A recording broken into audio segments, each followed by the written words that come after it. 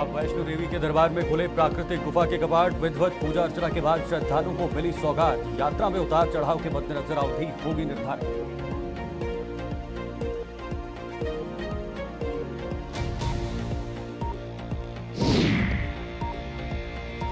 गणतंत्र दिवस के चलते बढ़ी सुरक्षा व्यवस्था। पाकिस्तान के मंसूबे पर सुरक्षा बल कर फेरेंगे पानी। जम्मू पठानकोट हाईवे पर भी अलर्ट हुआ जारी।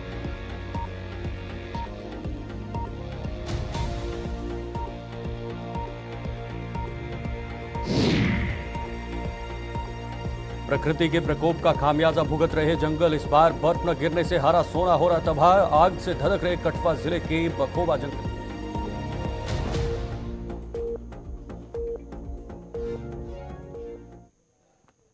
नमस्कार, गुलिस्तान न्यूज देख रहे हैं आप और जम्मू कश्मीर के इस खास बुलेटिन के साथ मैं शीतल शर्मा। बुलेटिन की शुरुआत एक अहम खबर से करेंगे। मकर संक्रांति पर आज मां वैष्णो देवी को स्वर्ण जड़ित प्राचीन व पवित्र गुफा के द्वार विधिवत पूजा अर्चना के साथ श्रद्धालुओं के लिए खोल दिए गए हैं। दिव्य आरती व पूजा अर्चना के बाद श्रद्धालुओं को इस प्राकृतिक गुफा से मां वैष्णो देवी की पवित्र पिंडियों के दर्शन करने की इजाजत दे दी गई है। श्री माता वैष्णो देवी श्राइन बोर्ड की ओर से यात्रा में उतार चढ़ाव के मद्देनजर ही प्राकृतिक गुफा के कपाट खुले रखने की अवधि निर्धारित की जाएगी। बताया जा रहा है कि श्रद्धालुओं की संख्या में अधिक हुई तो प्राकृतिक गुफा के कपाट बंद कर दिए जाएंगे। तो आपको बताना चाहेंगे, आज मकर संक्रांति का खास अवसर है और इस अवसर पर माता वैष्णो देवी के दरबार में आज विशेष पूजा अर्चना की जाएगी और साथ ही साथ प्राकृतिक गुफा के कपाट जो हैं वो भी श्रद्धालुओं के लिए खोल दिए जाएंगे। यानी आज प्राकृतिक जो गुफा है उसके दर्शन वहां पर श्रद्धालु कर सकते हैं, लेकिन अगर श्रद्धालुओं की संख्या ज्यादा बढ़ गई, अधिक बढ़ गई, तो उसके बाद वहां पर गुफा के जो कपाट हैं वो बंद कर दिए जा सकते हैं। लेकिन फिलहाल ये श्रद्धालुओं के लिए काफी ज्यादा एक राहत की खबर है।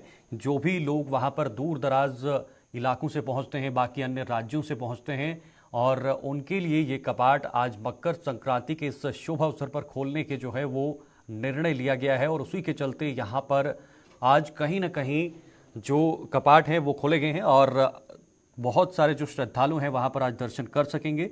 और आपको ये भी बताना चाहेंगे कि अगर श्रद्धालुओं की संख्या में बढ़ोतरी होती है, यानी ज़्यादा मात्रा में वहाँ पर श्रद्धालु पहुँचते हैं, तो वहाँ पर कपाट जो है वो बंद कर दिए जाएंगे। क्योंकि ज़्यादा श्रद्धालु जब हो जाएंगे, भीड़ हो जाएगी, तो उसके चलते कपाट जो है वो बंद कर दिए जा सकते हैं। लेकिन फिलहाल एक बड़ी बात है और क्योंकि कपाट खोलने का सबको इंतज़ार रहता है कि एक गुफा का जो दर्शन है वो करने के लिए सभी भक्तजन जो है वो उत्साहित रहते हैं और सभी लोग वहाँ पर दर्शनों के लिए जाना चाहते हैं। उसको लेकर ये एक अहम फैसला लिया गया है। आपको ये भी बता दें, आज रविवार का दिन है, यानी पूरे देश में मकर संक्रांति जो है वो आज मनाई जा रही है। इसके अवसर पर विशेष पूजा अर्चना के बाद इन कपाट को जो है वो खोल दिया जाएगा। अधिक जानकारी लेंगे, हमारे साथ सोनू, हमारे संवाददाता कटरा से इस वक्त जुड़ गए हैं। सोनू, आज कपाट जो हैं पवित्र गुफा के खोल दिए जाएंगे, जो प्राकृतिक गुफा है। जरा बताइए, श्रद्धालुओं की संख्या जो है वो कितनी उमड़ रही है और किस तरह की व्यवस्थाएं वहां पर रखी गई हैं? जी बिल्कुल कि आज जो मकर संक्रांत है, इस साल की 2024 की पहली जो मकर संक्रांत है, मकर संक्रांत के ऊपर श्रद्धालुओं के लिए जो एक तोहफा है, जो कि आज जो प्राचीन गुफा है, जो मां वैष्णो देवी की प्राचीन गुफा है, उसके ऊपर दर्शन करने का, जो कि आज श्रद्धालु मां वैष्णो देवी के दर्शन करेंगे।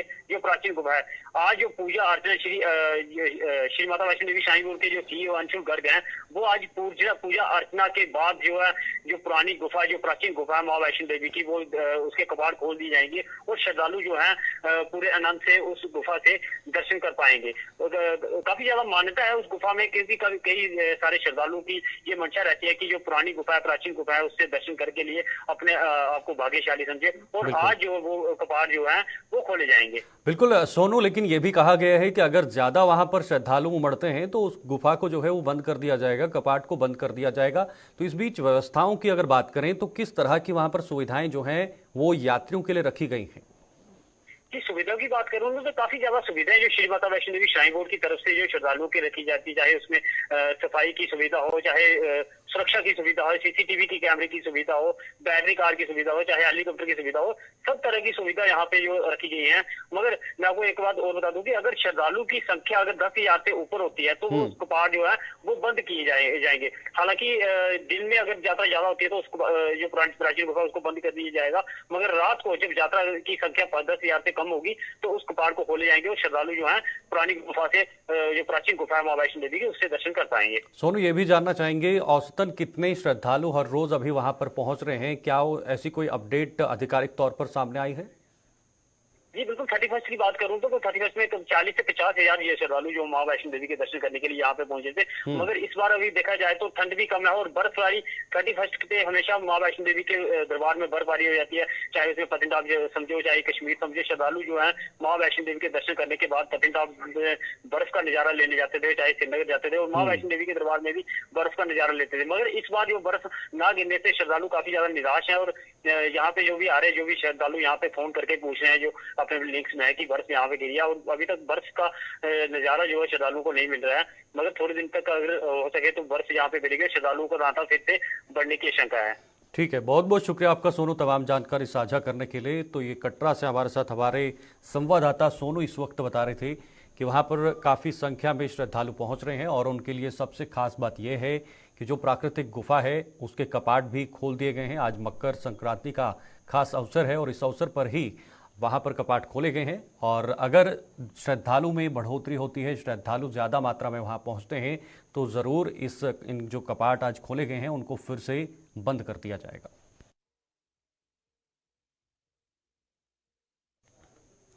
आगे बढ़ते हैं। गणतंत्र दिवस को अब मात्र कुछ ही दिन शेष रहते जम्मू में आईबी पर सुरक्षा व्यवस्था बढ़ा दी गई है। सूत्रों के अनुसार पाकिस्तान गणतंत्र दिवस के आसपास आतंकियों को इस ओर घुसपैठ करवाकर किसी बड़ी वारदात को अंजाम देने की फिराक में है।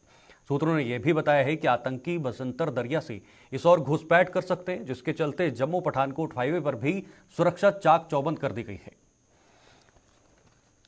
तो चलिए आपको बताना चाहेंगे, क्योंकि जनवरी का महीना है और जनवरी के महीने में गणतंत्र दिवस भी बहुत करीब है। कुछ ही दिन गणतंत्र दिवस को बचे हुए हैं। उससे पहले अयोध्या में राम मंदिर की प्राण प्रतिष्ठा भी होने वाली है। उसको लेकर भी पूरे देश में सुरक्षा को चाक चौबंद कर दिया है। लेकिन सबसे खास अगर बात करें जम्मू कश्मीर की, तो यहां पर लगातार आए दिन जो सीमा रेखा पर पाकिस्तान की तरफ से नापाक हरकतें की जा रही हैं, आतंकवादियों की जो घुसपैठ हो रही है और लगातार सेना के वाहनों पर या सेना पर जो हमले किए जा रहे हैं, उसको लेकर अब सुरक्षा को और भी ज्यादा मजबूत करने की यहां पर कोशिश की जा रही है। कुछ दिन पहले दिल्ली में एक हाई लेवल मीटिंग भी हुई थी। उसके बाद जम्मू के अंदर भी एक उच्च स्तरीय बैठक जो है यहां पर एलजी मनोज सिन्हा की अगुवाई में हुई और कहीं ना कहीं आगे आने वाला जो समय है वो 26 जनवरी होगा, गणतंत्र दिवस मनाया जाएगा। उसको लेकर भी फिलहाल के लिए जो सुरक्षा है उसको मजबूत करने की कोशिश की जा रही है। जम्मू पठानकोट हाईवे पर भी अब सुरक्षा का कड़ा पहरा रहेगा। हम पूरी जानकारी लेंगे। अनिल शर्मा हमारे संवाददाता इस वक्त हमारे साथ जुड़ गए हैं। अनिल, जो 26 जनवरी है गणतंत्र दिवस है वो बिल्कुल नजदीक है, यानी कुछ ही दिन बचे हैं और प्राण प्रतिष्ठा भी होने वाली है। उसको लेकर अगर हम जमीनी स्तर की बात करें तो किस तरह की सुरक्षा रखी गई है और कैसे सुरक्षा बल जो हैं या फिर यहाँ की पुलिस बाकी एजेंसीज जो हैं इस पर पूरी नजर या फिर निगरानी जो है वो बनाए हुए हैं? देखिए, अहम कड़ी की बात करें तो शीतल, जिसमें जम्मू कश्मीर को लेकर पूरी तरह से सुरक्षा एजेंसियां जो है वो सतर्क नजर आ रही हैं और इससे पहले आपने भी विस्तार पूर्वक जानकारी दे दी है कि 2 तारीख के अंदर जो है वो दिल्ली के अंदर केंद्रीय गृह मंत्री इसकी अध्यक्षता करते हैं और पूरी तरह से तमाम टॉप ऑफिशियल्स, चाहे वो लेफ्टिनेंट गवर्नर मनोज सिन्हा हो, एनएसए के चीफ हो या फिर आईबी के चीफ हो या फिर जम्मू कश्मीर पुलिस के महानिदेशक हो, ये तमाम वहां पर रहे थे। उसके बाद लेफ्टिनेंट गवर्नर मनोज सिन्हा जो है इसकी अध्यक्षता जो है वो जम्मू के कन्वेंशन सेंटर में करते हैं और उसके बाद हम देख रहे हैं कि लगातार जो है सुरक्षा को और भी कड़ा कर दिया गया है। और इससे ठीक पहले पीर पंजाल खिते की बात करते हैं जहां पर सेना के वाहनों पर जो है घात लगाकर हमला किया गया है और कहीं ना कहीं ये आप निश्चित तौर पर आप देख सकते हैं कि अब सेना जो है और जम्मू कश्मीर पुलिस मिलकर कॉम्बैक्ट ऑपरेशन जरूर करती है, मगर अब नीतियां जो है उनको भी बदला जाएगा। जिस तरह से ये भी कहा जा रहा है कि ऑपरेशन शक्ति के तहत जो है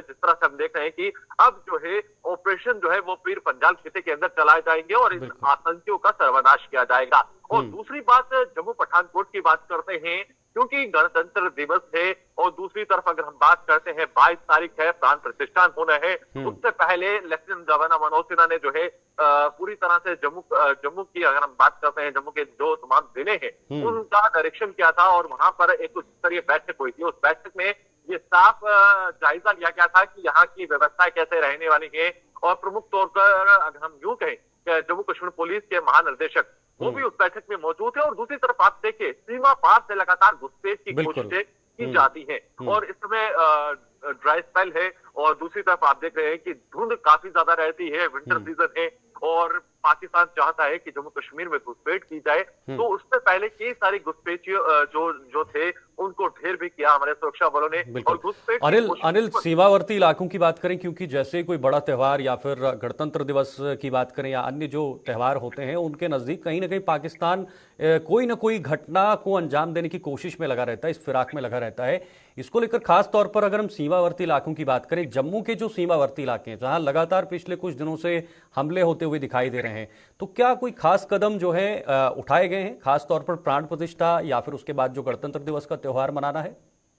देखिए, इससे पहले भी 26 जनवरी की अगर हम बात करते हैं तो उससे पहले की तैयारियां जो है वो सुरक्षा बल कर चुके हैं और सिक्योरिटी फोर्सेज जो है वो चप्पे चप्पे पर जो है निगरानी रखे हुए हैं। चाहे वो सीमाओं की आपने बात की है, चाहे वो आरएसपुरा की बात करते हैं, साबा सेक्टर की बात करते हैं, अखनूर सेक्टर की बात करते हैं, पूरी तरह से सीमाओं पे जो है चाहे वो बॉर्डर सिक्योरिटी फोर्सेज है, भारतीय सेना है, वो पूरी तरह से अलर्ट नजर आ रही है। और पाकिस्तान के हर एक मंसूबे को नाकाम करने के लिए हमारे सुरक्षा बल पूरी तरह से अलर्ट नजर आ रहे हैं। और इससे पहले भी आपको याद दिला दें कि अखनूर सेक्टर में जहां पर इन्फिल्ट्रेशन जो है वो करने का प्रयास किया था, जिसमें 2 आतंकियों को हमारे सुरक्षा बलों ने ढेर किया था। ऑपरेशन शेर दिल की बात करते हैं, ऑपरेशन शेर दिल के तहत जो है हमारे जवानों ने पाकिस्तानियों को खदेड़ा था और किस तरह से हर बार पाकिस्तान मुक्की खाने के लिए जो है वो तैयार रहता है। मगर वहीं पर आपको बता दें कि इस वक्त जो है जिस तरह से गणतंत्र दिवस है उससे पहले हमारे सुरक्षा बल पूरी तरह से अलर्ट नजर आ रहे हैं और जम्मू कश्मीर को भी आपको बता दें कि पूरी तरह से अलर्ट पर नजर रखा गया है, क्योंकि खास तौर पर पाकिस्तान का यह मंसूबा रहता है कि जम्मू कश्मीर के अंदर जो है वो जो शांति बनी है उसे अशांत किया जाए। मगर वहीं पर हमारे सुरक्षा बल पूरी तरह से अलर्ट नजर आ रहे हैं। बिल्कुल अनिल, कहीं ना कहीं जो धुंध है या कोहरे की बात करें, काफी घनी धुंध या काफी घना कोहरा आसपास देखने को मिलता है, ठंड बहुत ज्यादा है। ऐसे में जम्मू पठानकोट हाईवे की बात करें तो काफी एक बहुत बढ़िया एक चैलेंज है, एक चुनौती है सुरक्षा बलों के लिए, यहाँ जम्मू कश्मीर पुलिस के लिए। कैसे इस चुनौती को पार करने की कोशिश जो है वो की जा रही है? देखिए, इस चुनौती की अगर हम बात करें तो हमारे सुरक्षा बलों की बात करें या फिर जम्मू कश्मीर पुलिस की बात करते हैं, वो पूरी तरह से देर रात भी हमने देखा है कि 24 आवर जो है वो अपने ग्राउंड लेवल पर तैनात रहते हैं। घना कोहरा हो, किसी भी तरह की परिस्थिति हो, उनको मुकाबलों के साथ जो है लड़ने के लिए हमारे जवान तैयार रहते हैं। चाहे वो किसी भी तरह का माइनस टेम्परेचर क्यों ना हो, हमारे जवान भारतीय सेना के जवान हो या फिर बीएसएफ के जवान हो या फिर हमारी जम्मू कश्मीर पुलिस क्यों ना हो, वो लगातार तैनात रहती है। और इससे पहले भी आपने जम्मू पठानकोट की बात की है तो नेशनल हाईवे की बात करते हैं तो जिस तरह से घना कोहरा छाया हुआ है, उस घने कोहरे की आड़ में आपको बता दें कि पाकिस्तान की ये मंशा है कि इसकी आड़ ली जाए और इन घने कोहरे के साए में जो है वो जम्मू कश्मीर में एंटर किया, चाहे वो सांबा का सेक्टर की बात करते हैं, सांबा सेक्टर से हो या फिर पठानकोट की बात करते हैं, क्योंकि हमने देखा है कि सांबा सेक्टर से कई बार ऐसी घटनाओं को अंजाम दिया गया है। मगर वहीं पर चाहे वो सुरंग के जरिए हो, ड्रोन ड्रॉपिंग के जरिए हो, इस तरह की साजिशें जो है वो पाकिस्तान लगातार रच रहा है। और इससे पहले भी अखनूर सेक्टर में आपने देखा, चाहे वो इन्फिल्ट्रेशन हो और उसी के दूसरे दिन आपने देखा कि देर शाम होते होते पाकिस्तान ने अपने दूसरा जो अपना नमूना था वो ड्रोन के जरिए ड्रॉप करवाया। मगर उसे रिसीव करने जो आना चाहता था उससे पहले ही हमारे सुरक्षा बलों ने उस साजिश को नाकाम किया था। मगर अब ये नीति साफ है कि पाकिस्तान की कोई भी मंसूबे को जम्मू कश्मीर के अंदर नहीं चलने दिया जाएगा और जिस समय आतंकवाद है वो अपने आखिरी स्थान से जो है वो घिसता हुआ नजर आ रहा है। इस तरह का लेफ्टिनेंट गवर्नर का भी यही कहना है। और वहीं पर अमित चीफ ने भी 2 रोज पहले पूरे भारत को संबोधित करते हुए, पत्रकारों से बातचीत करते हुए उन्होंने ये साफ जाहिर किया है कि जम्मू कश्मीर हो या फिर पंजाब खिता हो, वहां से आतंकवाद को जरूर खत्म करना है और आतंकवाद को खत्म कर ही हमारी सेना जो है वो जरूर लेगी। बिल्कुल, और बहुत जल्दी आतंकवाद को खत्म करने की या संपूर्ण रूप से जड़ से खत्म करने की कोशिश भी यहाँ पर की जा रही है। सरकार की भी साफ नीति है कि कैसे जम्मू कश्मीर से आतंकवाद को हटाना है। सुरक्षा बल पूरी तरह से मुस्तैद हैं, सीमा रेखा पर और हमारे साथ अनिल जुड़े हुए थे। बहुत बहुत शुक्रिया अनिल, तमाम जानकारी साझा करने के लिए और ये बताने के लिए, अपडेट करने के लिए कि आखिर आगे आने वाला जो गणतंत्र दिवस है उसको लेकर किस तरह से हमारी सेना, हमारी पुलिस और हमारी सुरक्षा एजेंसियां जो हैं वो पूरी तरह से तैयार हैं।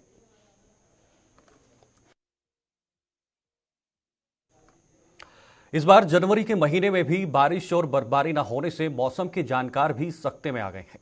प्रकृति के प्रकोप से जनवरी महीने में भी इस बार जंगल आग से धधकने लगे हैं, जिसका जीता जागता सबूत देखने को मिल रहा है कठुआ जिले में।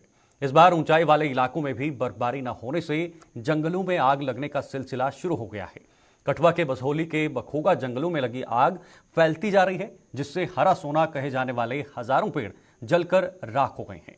इस पर अपडेट लेंगे। पहले आपको बताएंगे कि बारिश जो है वो पिछले कई दिनों से नहीं देखने को मिल रही है, ना बर्फबारी हो रही है और कहीं ना कहीं उसके चलते अब जो ये आग लगने का सिलसिला जंगलों में देखा जाए तो वो काफ़ी ज़्यादा बढ़ गया है, जिसकी तस्वीरें भी कठुआ से सामने आई हैं। पूरी अपडेट भी लेंगे। रंजीव हमारे साथ फोन लाइन पर जुड़ गए हैं।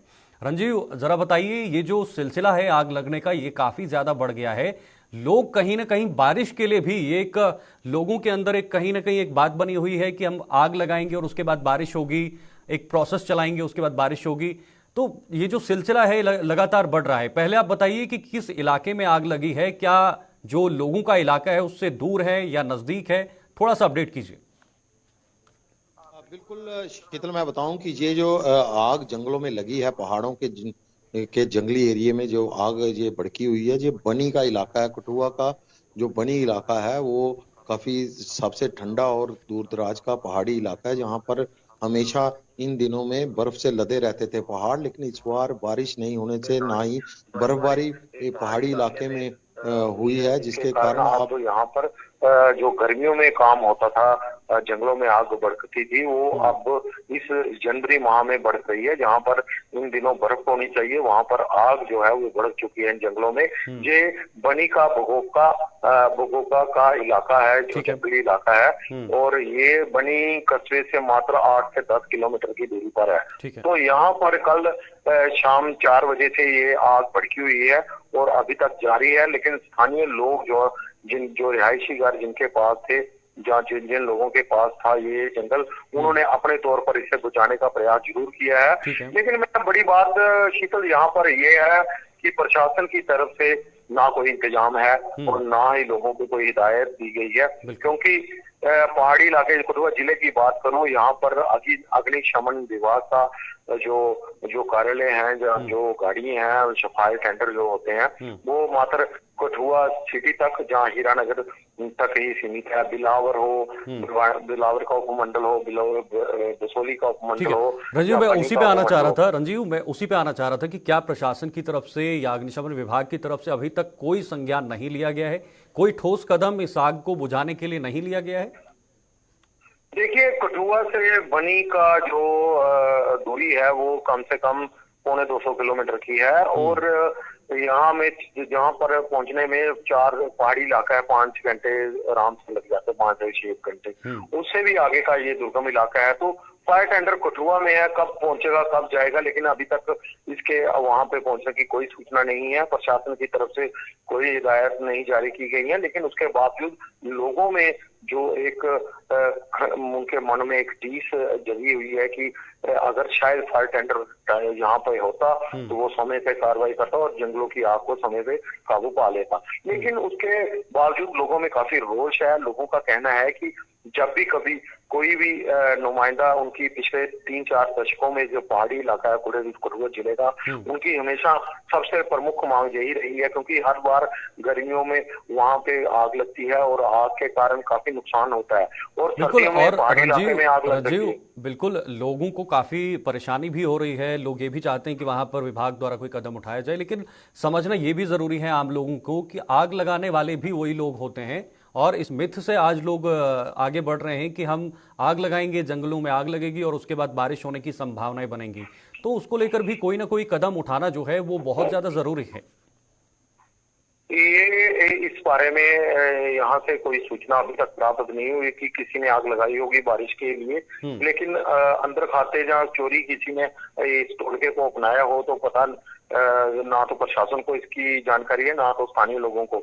लेकिन बात ये है कि जंगल में अंदर जो हरा सोना होता है, ये जो पेड़ पौधे हैं, ये हरा सोना है। अगर इनको आग लग गई या ये जल गए तो इसके कारण काफी नुकसान होगा, और जो नुकसान है वो सरकार का होगा, क्योंकि करोड़ों रुपए की लकड़ी, जहाँ लाखों रुपए की लकड़ी जो है एक बार जंगल में आग लगने से जल जाती है। तो इस पर इस अपनी संपदा को बनाए रखना ही जंगलों की शान होती है। अगर आग से जंगल तबाह हो गए तो पर्यावरण पर भी काफी विपरीत असर पड़ता है। बिल्कुल, बहुत ज्यादा प्रभाव पड़ सकता है। बहुत बहुत शुक्रिया आपका रंजीव, तमाम जानकारी साझा करने के लिए। रंजीव हमारे साथ जुड़े हुए थे, जो बता रहे थे कि आग लगने से कितना नुकसान होगा। एक तो जंगलों में जो लकड़ी है उसका भी नुकसान होगा, पर्यावरण पर भी प्रभाव पड़ सकता है, और जो कहीं ना कहीं हम जीवित हैं तो कहीं ना कहीं जंगलों की वजह से, जो जंगलों में बने हरे हरे पेड़ हैं। लेकिन आमतौर पर लोगों को यह भी समझना बेहद ज़्यादा ज़रूरी है कि आग लगने से या आग लगाने से जो है वो बचा जाए, ताकि हमारा जंगल, हमारा पर्यावरण पूरी तरह से जो है वो बचा रहे। आगे बढ़ते हैं। अयोध्या में बन रहे मंदिर में श्री राम लला की प्राण प्रतिष्ठा से पहले भाजपा ने देश भर के मंदिरों और तीर्थ स्थलों पर एक सप्ताह चलने वाला स्वच्छता संकल्प अभियान शुरू किया है। बीजेपी द्वारा यह अभियान कश्मीर से कन्याकुमारी तक चलाया जा रहा है। जम्मू में इस अभियान का शुभारंभ सांसद जुगल किशोर शर्मा ने पुरानी मंडी में स्थित हनुमान मंदिर से किया है। इस अवसर पर इस अभियान के प्रदेश प्रभारी व भाजपा के प्रदेश उपाध्यक्ष युद्धवीर सेठी सहित भाजपा के अन्य नेता और कार्यकर्ता भी मौजूद थे।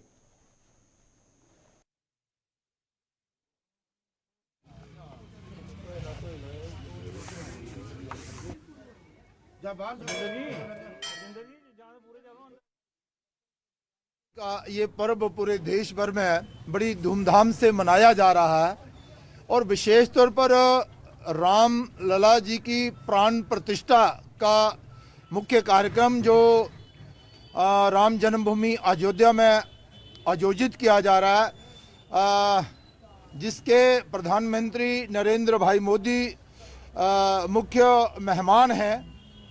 और देश के प्रधानमंत्री जी ने देश के नागरिकों से ये आह्वान किया है कि 14 जनवरी मकर संक्रांति के दिन से 22 जनवरी रामलला जी की प्राण प्रतिष्ठा तक जितने भी देश भर में मंदिर हैं, उन मंदिरों में सफाई अभियान चलाया जाए, उनको साफ सुथरा रखा जाए, और हर दिन कोई ना कोई एक मंदिर जो है वो कार्यकर्ता उस मंदिर में जाएं, उसकी साफ सफाई करें।